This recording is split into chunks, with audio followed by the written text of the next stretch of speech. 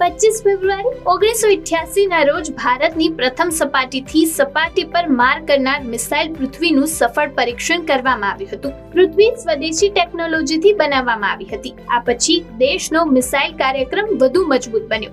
આ પ્રત્યક્ષપણમાં પૂર્વ રાષ્ટ્રપતિ અને મિસાઇલ વૈજ્ઞાનિક એપીજે અબ્દુલ કલામનું સૌથી મોટું યોગદાન હતું. વાસ્તવમાં તેમણે જ તેની કલ્પના કરી અને જુલાઈ 1983 માં સરકારે પૃથ્વી, અગ્નિ અને આકાશ મિસાઇલ વિકસાવવાના કાર્યક્રમને લીલી ઝંડી આપી હતી. તમને જણાવી દઈએ કે પૃથ્વી-1 સિગ્નલ સ્ટેજ લિક્વિડ ઇંધણવાળી બેલિસ્ટિક મિસાઇલ છે.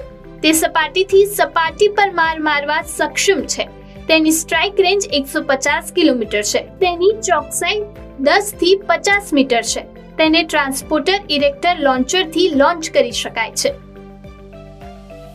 25 ફેબ્રુઆરી 2019 ના રોજ વડાપ્રધાન નરેન્દ્ર મોદીએ દિલ્હીમાં ઇન્ડિયા ગેટ નજીક રાષ્ટ્રીય યુદ્ધ સ્મારકનું ઉદ્ઘાટન કર્યું. તેને રાષ્ટ્રને સમર્પિત કર્યું.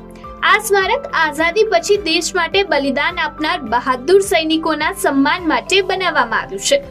આઝાદી પછી આ પ્રથમ વખત હતું જ્યારે દેશ માટે બલિદાન આપનાર સૈનિકોના સન્માનમાં સ્મારક બનાવવામાં આવ્યું હતું. તમને જણાવી દઈએ કે રાષ્ટ્રીય યુદ્ધ સ્મારકમાં 4 ચક્રો છે: અમર ચક્ર, વીર ચક્ર, ત્યાગ ચક્ર અને રક્ષા ચક્ર.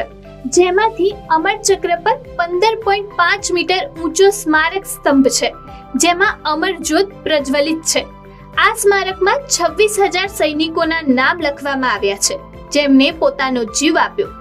આ ઉપરાંત 21 પરમવીર ચક્ર પુરસ્કારોની પ્રતિમા પણ અહીં સમર્પિત કરવામાં આવી છે.